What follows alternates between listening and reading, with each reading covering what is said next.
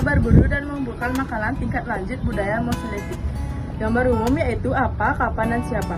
Penyebut zaman batu tengah, Madia atau Mesolithikum dari bahasa Yunani mesos yang berarti tengah dan litos yang berarti batu, menunjukkan dua pengertian. Pertama, pada periode ini alat penunjang utama untuk berburu dan mengumpulkan makanan dan masih sama dengan periode sebelumnya, yaitu terbuat dari batu yang masih kasar. Yang kedua yaitu merupakan masa peliharaan dari zaman batu tua ke zaman batu muda yang bisa disebut dengan Neolitikum.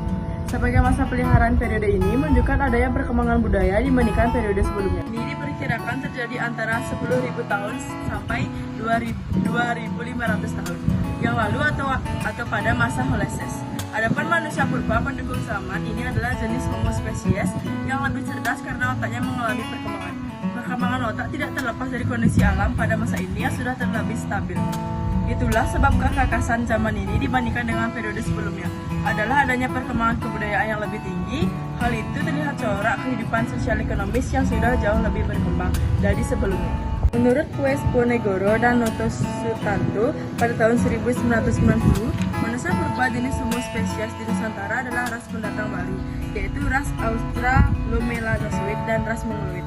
Ras Australomelanozoid diyakini sebagai keturunan Proto-Australiot yang berpindah dari sekitar Laut Tengah dari tinggal di India pada saat bangsa Dravida datang ke India. Sebagai terdesak ke pegunungan, sebagian lagi menyingkir ke timur, sebagian lagi menyingkir ke Kamboja, Tiongkok, Semenanjung, Malaya, dan Indonesia. Pandangan ini diperkuat oleh Seransi bersaudara sebagaimana dikutip Restu Gunawan DKK yaitu pada tahun 2013. Menurut mereka, penduduk asli Kepulauan Indonesia yang ciri-ciri fisik dan kemampuan otaknya sudah sama dengan manusia modern sekarang adalah ras bertumbuh agak gelap dan kecil. Pada mulanya mereka tinggal di Asia bagian tenggara. Oleh Sarasin, penduduk asli Indonesia itu disebut sebagai bangsa Veda. Apakah ada kaitan antara ras pendatang baru ini adalah manusia purba yang masih sebelumnya, yaitu Homo wajakensis dan Homo soloensis? Hipotesis yang populer mengatakan Homo wajakensis dan Homo soloensis telah punah atau dalam proses kepunahan ketika kedua ras pendatang baru ini tiba. Faktor utama kepunahan adalah keterbatasan kemampuan otak mereka membuat strategi-strategi baru menyesuaikan dari alam, termasuk keterbatasan penggunaan otak untuk mengatasi berbagai penyakit yang timbul. Hal mengancam ini juga terjadi pada manusia purba sebelum mereka, yaitu Pithecanthropus dan Megathropus. Hipotesis lain mengatakan manusia solo dan manusia wajah tidak punah, tetapi melebur melalui proses kawin-mengawin atau kohabitasi dengan ras pendatang baru. Percampuran itu menghasilkan manusia Indonesia seperti sekarang.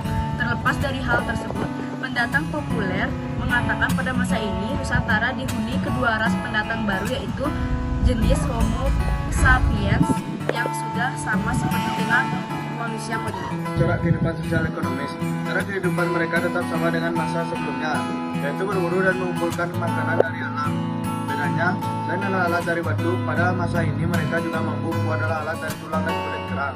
Mereka mengenal pembagian kerja, laki-laki berburu, sedangkan perempuan mengumpulkan makanan berupa tumbuh-tumbuhan dan hewan-hewan kecil, memasak atau memelihara api dan membimbing anak. Selain perempuan tinggal di gua-gua, ada juga kelompok manusia lain yang menetap tinggal di tepi pantai. Ini bisa lebih tergantung pada bahan makanan yang terdapat di laut. Hal ini terbukti dari penemuan kulit kerang dan siput dalam jumlah banyak selain telah berulang manusia ada alat-alatnya di dalam timbunan kulit kerang atau remis dan siput yang mungkin yang disebut dengan Phytochemodinger. Kenyataan ini juga menunjukkan bahwa mereka telah mengenal pencarian dan kumpulan makanan di laut. Selama bertempat tinggal di gua-gua, selain mengerjakan alat-alat, mereka juga mulai mengenal tradisi melukis di dinding gua atau dinding karang. Sumber inspirasi dari lukisan ini adalah cara hidup mereka yang serba bergantung pada alam.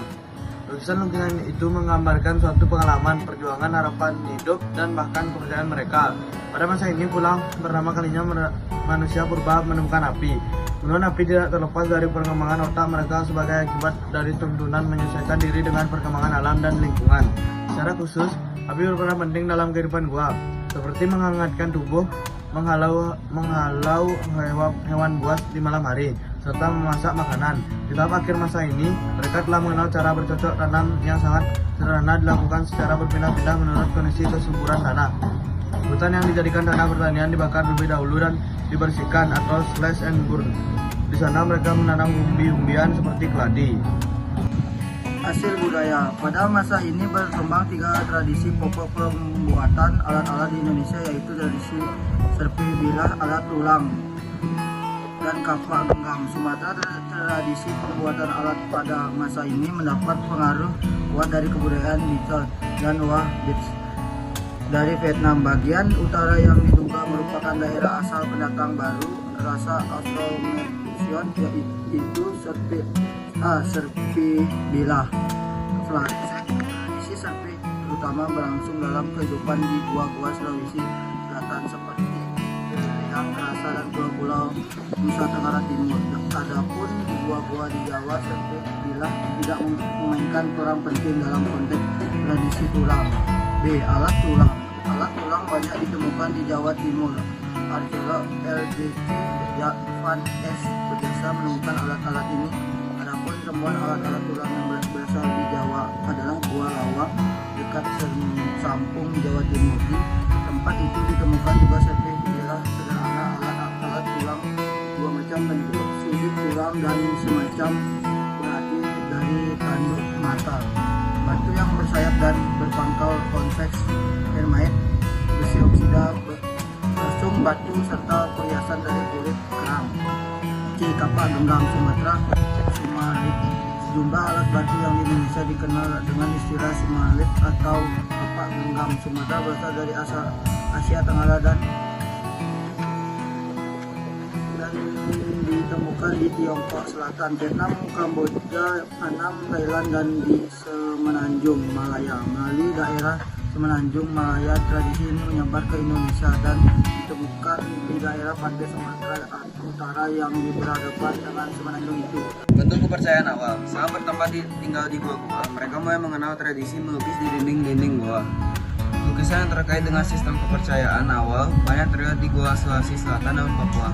Lukisan tangan dengan latar belakang cat merah di gua Leang-Leang atau Sulawesi Selatan misalnya diyakini sebagai simbol kekuatan atau lambang kekuatan untuk menghadapi gangguan roh-roh jahat.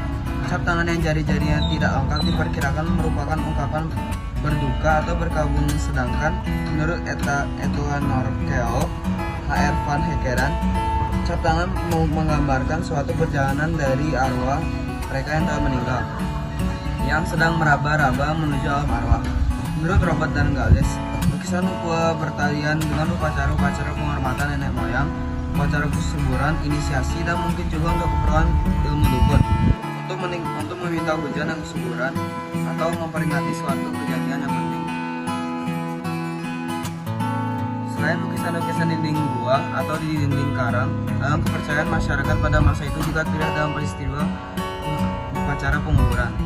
Bukti-bukti tentang penguburan ditemukan di Gua Lawa, Gua Sodong, dan Bukit Karang di Sumatera Utara. Para ahli juga meyakini ini kebiasaan merupakan bentuk kepercayaan awal manusia purba akan adanya kehidupan setelah mati. Itu berupa roh yang telah meninggal, karena itu jasadnya patut mendapatkan penghormatan atau pemujaan.